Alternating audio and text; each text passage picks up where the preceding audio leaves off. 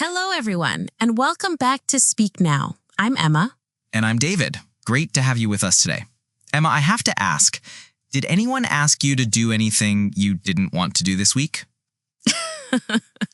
Actually, yes. My neighbor asked me to babysit her 3 cats while she goes on vacation for 2 weeks. 3 cats for 2 weeks? That sounds like a lot. Did you say yes? Well, that's exactly what today's episode is about. I had to say no, but I wanted to do it politely. And that's what we're teaching today, how to say no in English without hurting anyone's feelings. Perfect timing. You know, saying no is one of the hardest things to do in any language, but it's especially tricky when English isn't your first language. Exactly. Many of our listeners tell us they end up saying yes to things they don't want to do because they don't know how to say no politely. Or they say no in a way that sounds rude, even though they don't mean to be rude. So today, we're going to teach you lots of different ways to say no politely, depending on the situation. We'll cover work situations, social invitations, food offers, and much more. Plus, I'll share some embarrassing stories about times I said no in completely the wrong way. Oh, this should be good. And I promise by the end of this episode, you'll feel confident saying no without feeling guilty or rude. That's right, because saying no politely is actually a sign of good communication skills, not bad manners. Before we jump into the how, let's talk about the why. David, why is it important to be able to say no? Great question. First, it's about being honest. If you always say yes when you mean no, people can't trust your real opinions. That's so true. And it's also about respecting your own time and energy. You can't do everything for everyone. Right. Plus, if you say yes to things you don't want to do, you might end up feeling frustrated or doing a bad job. Exactly. It's better to say no politely than to say yes and then do something poorly or with a bad attitude. And here's something interesting. In many cultures, saying no directly can seem rude. But in English-speaking cultures, it's usually okay to say no if you do it politely. That's a great point. In some cultures, people expect you to say no indirectly or make excuses. But in English, you can be more direct as long as you're polite about it. Of course, every situation is different. Saying no to your boss is different from saying no to a friend. Absolutely. And that's why we're going to practice different situations today. The words you use and the tone you use can change depending on who you're talking to. But here's the key thing to remember. You don't need to lie or make up crazy excuses. Simple, honest politeness works best. Right. You don't need to say, sorry, I can't come to your party because my grandmother's pet fish is getting married. That's very specific, Emma. Have you used that excuse before? Maybe once. Let's move on. Okay, so let's start with the basics. Emma, is there a formula for saying no politely? There is. I like to think of it as a sandwich. You have 3 parts, the bread, the filling, and more bread. I love food metaphors. Explain this sandwich to us. The first piece of bread is appreciation or acknowledgement. You thank them for asking or show that you understand. So something like, thank you for thinking of me, or I appreciate the invitation. Exactly. Then the filling, that's your actual no with a brief, honest reason. Like, I can't make it because I already have plans, or I'm not able to take on extra work right now. Exactly. And then the last piece of bread, that's where you're positive again. Maybe suggest an alternative or express interest in future opportunities. For example, maybe next time, or let me know if you need help with something smaller. Perfect. So the full sandwich might sound like, thanks for inviting me to your party. I can't make it because I have a family dinner that night. I hope you have a wonderful time and I'd love to hear about it later. That's so much better than just, no, I can't go. Right. It shows you care about the person and the relationship, even though you can't do what they asked. And notice that Emma didn't apologize 10 times or give a long explanation, just simple, honest, and kind. Exactly. You don't need to over-explain or feel guilty. A short, clear reason is enough. Let's practice with specific situations. Emma, let's start with food and drinks. This happens all the time. Oh, yes.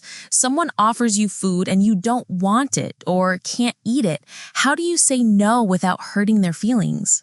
This can be really tricky, especially when someone has cooked something special for you. Right. Let's say someone offers you cake at the office. Here are some polite ways to say no. Thank you, but I'm trying to eat lighter today.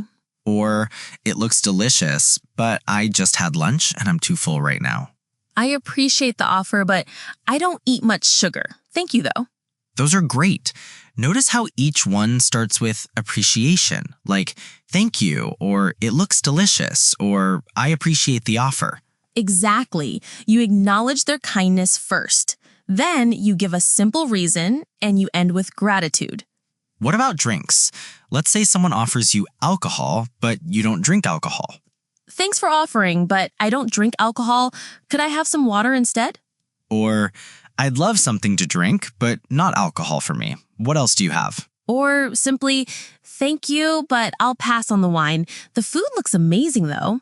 I like how you can redirect to something positive, like complimenting the food instead. Yes, and notice we're not making up stories about being on medication or having to drive.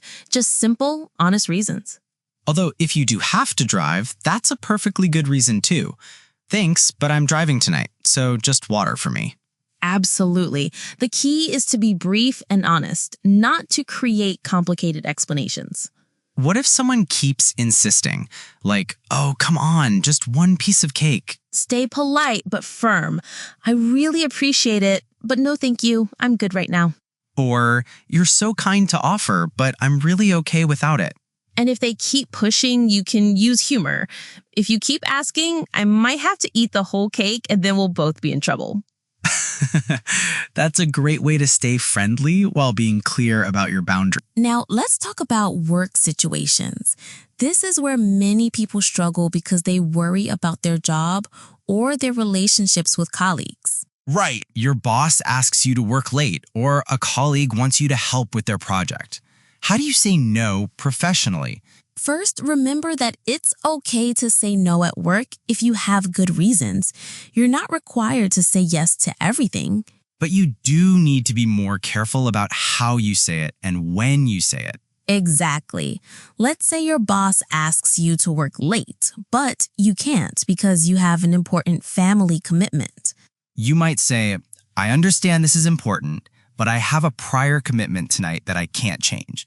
Could I come in early tomorrow morning to work on this instead? I love that. You acknowledge the importance, explain your limitation, and offer an alternative. Or what if a colleague asks you to help with their project, but you're already overwhelmed with your own work?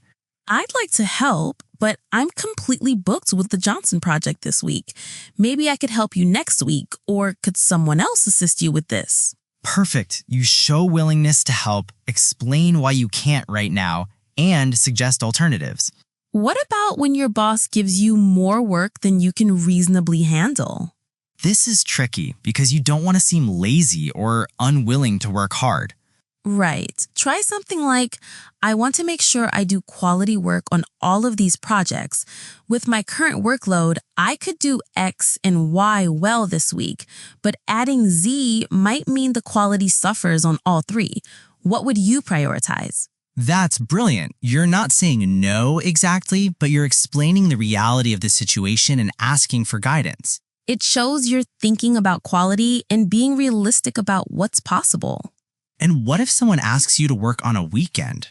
I keep my weekends free for family time, but I could put in some extra hours during the week if that would help. Or, I'm not available on weekends, but I'm happy to discuss other solutions that might work. The key is to be professional, offer alternatives when possible, and be clear about your boundaries. Let's move on to social situations. Emma, someone invites you to a party, but you really don't want to go. How do you say no nicely? This is where many people make up elaborate lies. Sorry, I can't come because my cousin's friend's dog is having surgery. Right, but you don't need to create a whole story. Simple honesty works better. Thanks so much for inviting me. I can't make it Saturday night, but I hope you have an amazing time. I appreciate the invitation, but I won't be able to join you. Have fun and take pictures. Sometimes people want to know why you can't come. You can give a simple reason without too many details. I already have plans that night is perfectly fine. You don't need to explain what the plans are. Or, I'm not feeling very social lately, but thank you for thinking of me. That's honest without being rude. What if it's a close friend who invites you? With close friends, you can be a bit more personal. I love that you invited me, but I'm really tired this week and need a quiet weekend. Can we do coffee next week instead? I like how you suggested an alternative. That shows you value the friendship even though you can't do this particular thing. Exactly. Suggesting an alternative shows you want to spend time with them, just not in this way or at this time. What about work parties or company events? These are trickier because they might be important for your career, but you can still say no politely if you need to. I wish I could attend, but I have a family commitment that evening. Please give my regards to everyone. Or, I won't be able to make the party, but I hope everyone has a great time. I'd love to hear about it on Monday. And what if someone asks you to do something you just don't enjoy, like karaoke? Laughs. Not a karaoke fan, David. Let's just say my singing voice is better suited to the shower than a public stage. Fair enough. You can say, karaoke isn't really my thing, but thanks for including me. You guys will have so much fun. I'm more of a listener than a singer, but I hope you have an awesome time. See, you're honest about your preferences without making anyone feel bad about their interests. Now let's talk about requests for help. This might be the hardest situation because we want to be good friends and good people. Oh yes, someone asks you to help them move, or to babysit their kids, or to lend them money. These are tough situations. Right. You want to help, but sometimes you just can't or shouldn't. Let's start with helping someone move. This is such a common request. I'd love to help you move, but I threw out my back last week and I can't lift heavy things right now. Could I help in another way, like bringing lunch for everyone? Perfect. You explain why you can't do the specific thing they asked for, and you offer to help in a different way. What about babysitting? I wish I could watch the kids for you, but I'm not comfortable being responsible for children overnight. Maybe I could recommend a babysitter I know. I love that you're honest about your comfort level. It's better to say no than to agree and then worry the whole time. Exactly. And offering to help find someone else shows you still care about their need. Now the tough one, money. Someone asks you to borrow money from you. This is so difficult because money can affect relationships in complicated ways. I care about you, but I have a policy of not lending money to friends. I found it can make relationships complicated. I wish I could help, but my finances are tight right now.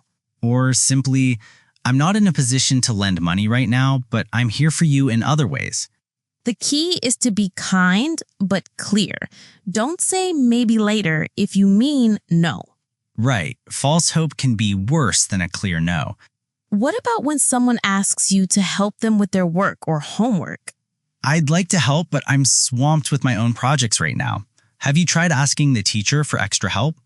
I'm not the best person to help with this, but I know Sarah is really good at math. Maybe ask her. Again, you're redirecting them to someone who might be actually more helpful. Let's talk about some more advanced techniques for saying no. David, what do you do when someone asks you something and you need time to think about it? Great question. You don't always have to answer immediately. That sounds interesting. Let me think about it and get back to you tomorrow. I need to check my calendar and see what I have going on. Can I let you know by Friday? This gives you time to think about whether you really want to say yes or no instead of feeling pressured to decide on the spot. What about when someone asks you to do something regularly, like join a weekly book club? I love reading, but I can't commit to something weekly right now. Maybe I could join you occasionally.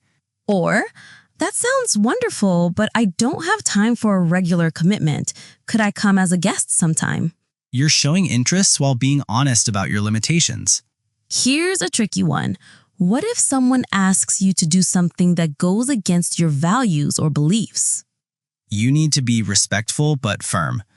I appreciate you thinking of me, but that's not something I'm comfortable with. I understand why you're asking, but that doesn't align with my personal beliefs.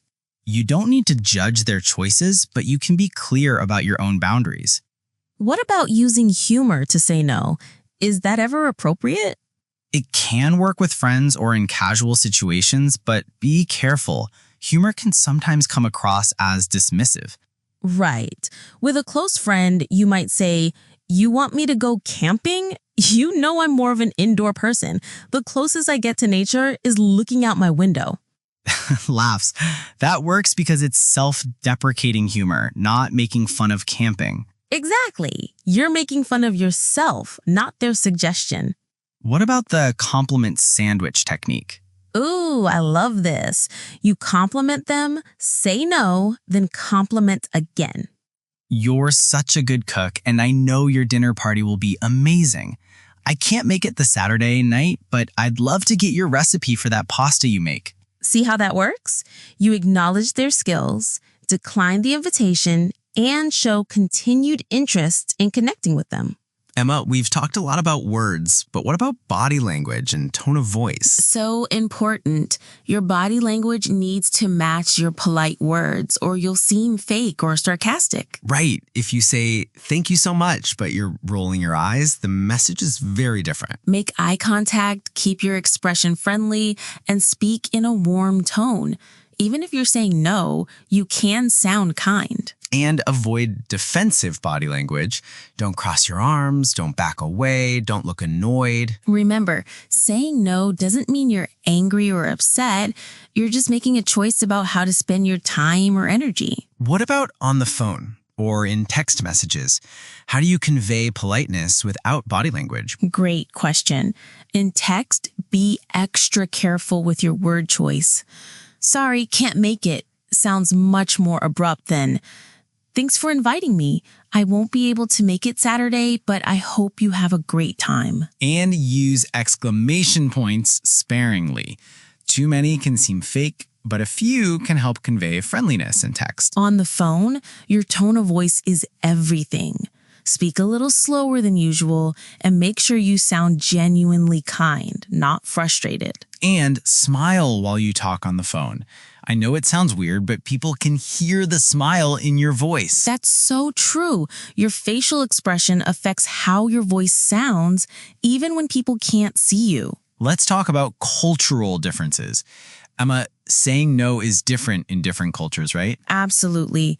In some cultures, saying no directly is considered very rude, so people learning English might struggle with this. Right. In some cultures, you're supposed to say no 3 times before accepting, or you make indirect excuses instead of saying no clearly. But in English-speaking cultures, especially in business situations, being clear and direct is usually appreciated, as long as you're polite about it. That said, you still need to read the situation.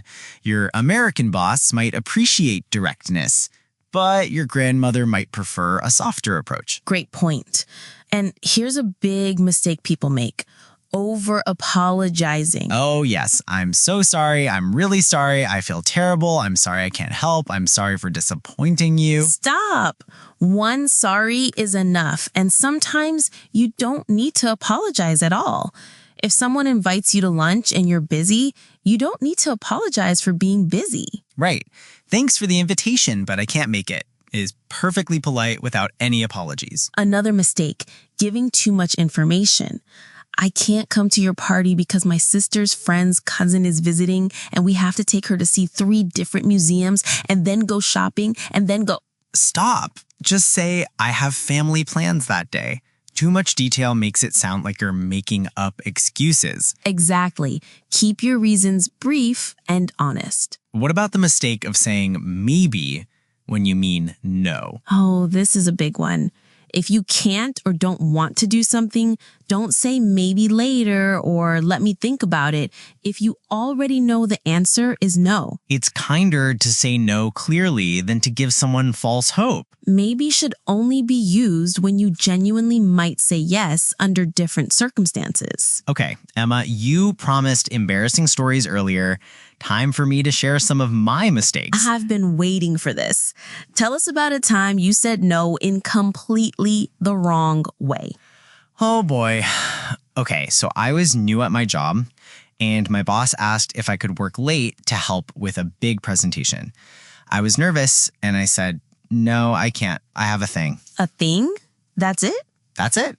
I didn't explain what the thing was. I didn't apologize. I didn't offer alternatives. I just said, I have a thing. And Oh quit. no. What happened? My boss was confused and a little annoyed. Later, I realized I should have said something like, I'd like to help, but I have a doctor's appointment I can't reschedule.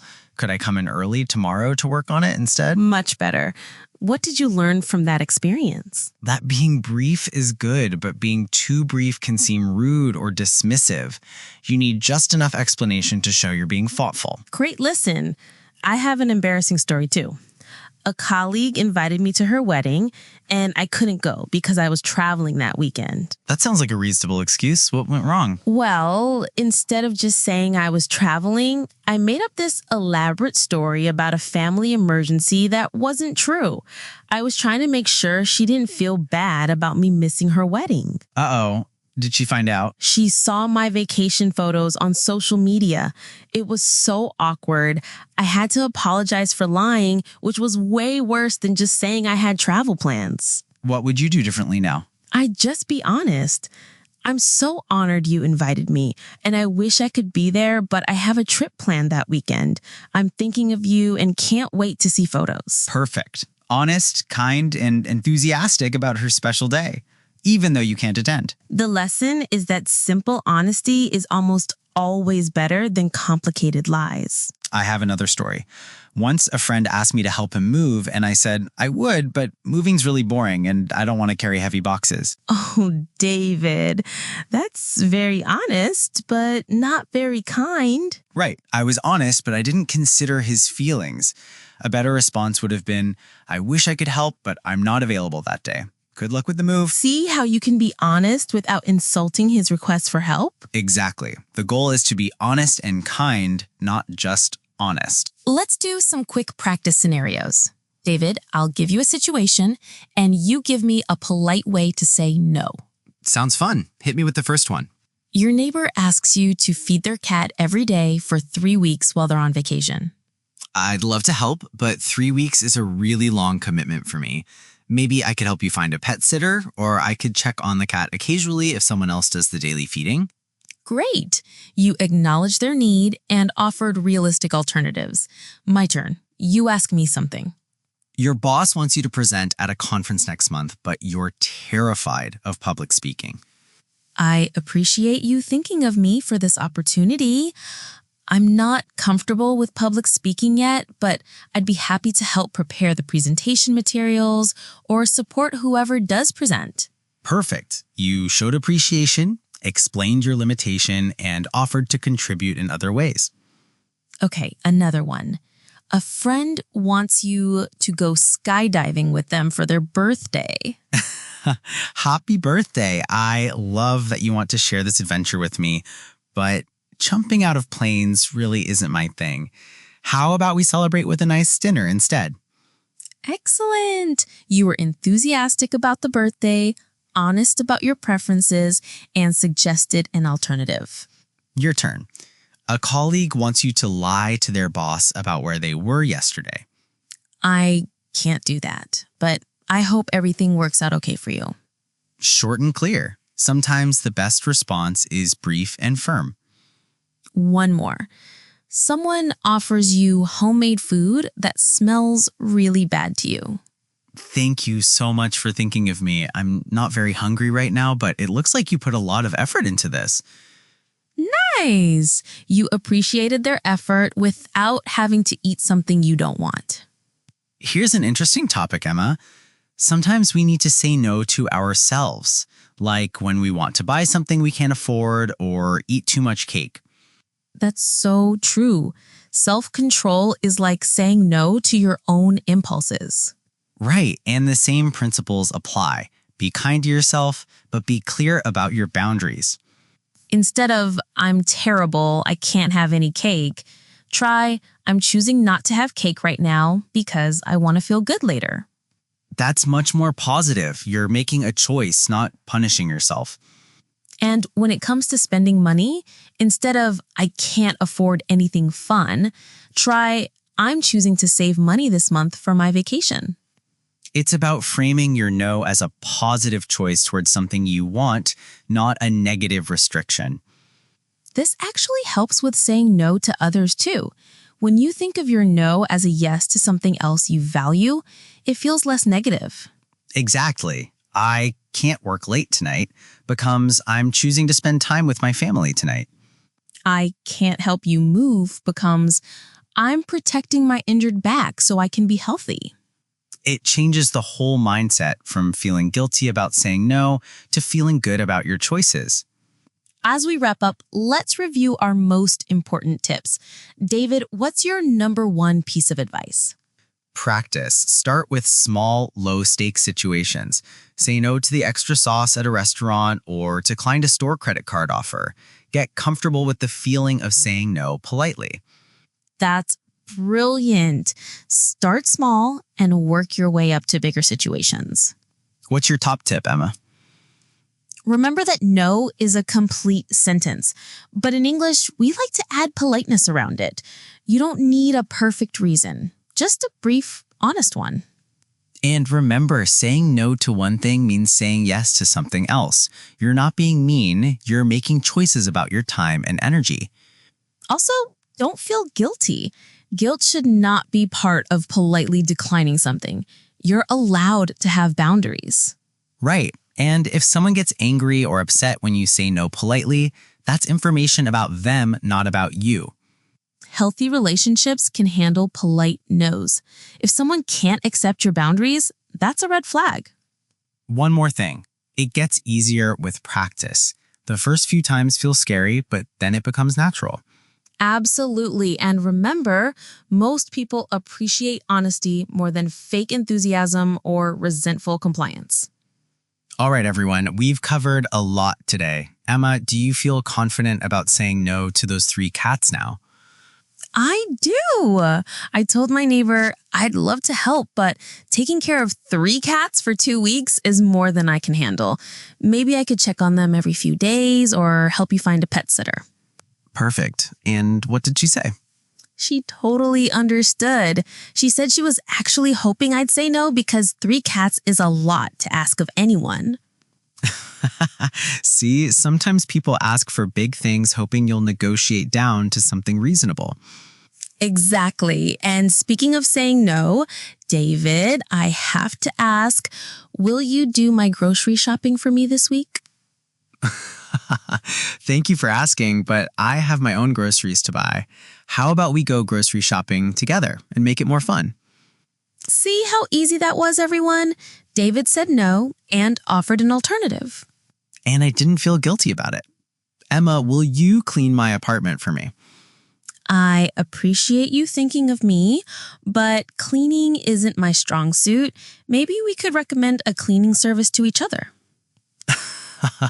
Perfect. We're getting so good at this. Okay, everyone, your homework is to practice saying no politely at least once this week. Start with something small and easy. And remember, every time you say no politely, you're not just protecting your own boundaries, you're also modeling good communication for others. Plus, when you do say yes to things, people will know you really mean it, not that you're just too scared to say no. Before we go, let's practice one more time. Emma, will you do all the editing for this podcast episode by yourself? That's very kind of you to offer me extra work, but no thank you. I think we should split the editing like we always do. And Emma, will you make me a 5-course dinner tonight?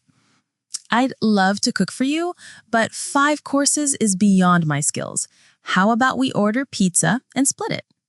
Perfect. See how we can say no and still be friends. Exactly. Saying no politely actually makes relationships better, not worse. So go out there and practice. Say no to something you don't want to do and say yes to things that bring you joy. And remember, you don't need to justify your choices to everyone. A polite no is enough. Thanks for listening to Speak Now. I'm David. And I'm Emma. Remember to subscribe, and we'll see you next week. Until then, keep speaking, keep practicing, and don't be afraid to speak now when you need to say no. Bye, everyone. See you next time.